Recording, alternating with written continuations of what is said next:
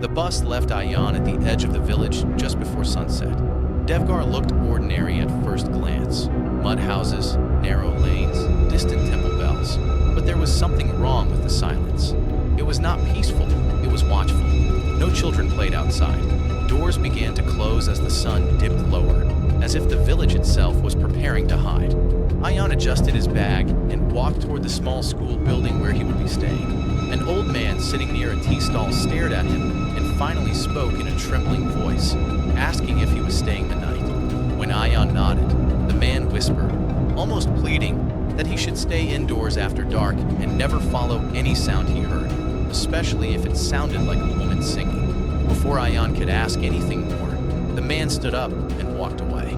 That night, as darkness swallowed the village, Ayan heard the singing. It was soft, broken, and painfully slow, drifting through the air like smoke.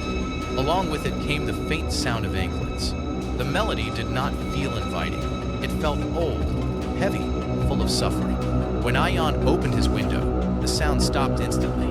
In the distance, barely visible in the moonlight, stood a massive banyan tree, its roots hanging like dead bodies from its branches. The next day, Ayan noticed strange behavior among his students. Several children stared at him without blinking. One little girl drew a picture during class, a woman with long hair covering her face, flames around her body, and bells tied to her feet. When Ayan asked who it was, the girl replied calmly that it was the woman who walks at night because she is still burning. The local doctor, Mira, warned Ayan not to stay long in Devgarh. She finally told him the truth after he insisted. Generations ago, during a drought, the villagers accused a young widow named Kamakshi of witchcraft. She had no family, no protector.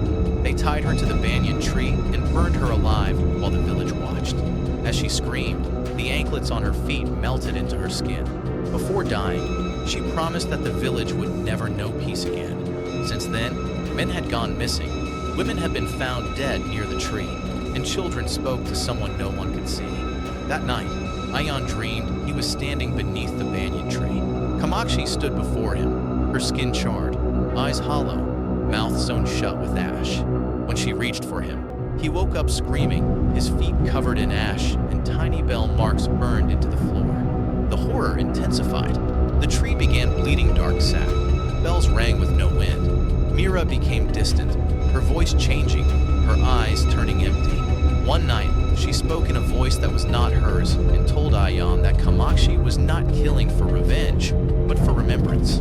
The spirit was trapped, fed by lies and fear. The banyan tree was not her home, it was her cage. On the night of the new moon, Ayan confronted the village elders beneath the tree. As he forced them to confess the crime committed centuries ago, the ground trembled. Flames rose without heat. Kamakshi appeared, no longer screaming, only crying. When the truth was finally spoken aloud, the banyan tree cracked, its roots tearing free from the earth like broken chains. Kamakshi looked at Ayan one last time, not with anger, but with exhaustion, and vanished into the night. By morning, the banyan tree was gone. Devgarh felt lighter. Birds returned. People smiled again. Months later, after Ayan had left the village, he received a letter from the school, written in a child's handwriting. It said that a new tree was growing in the courtyard, and that the woman now taught them songs every evening. The final image is of the small sapling swaying gently in the wind, tiny bells forming around its roots, ringing softly as children hum a familiar, burning melody.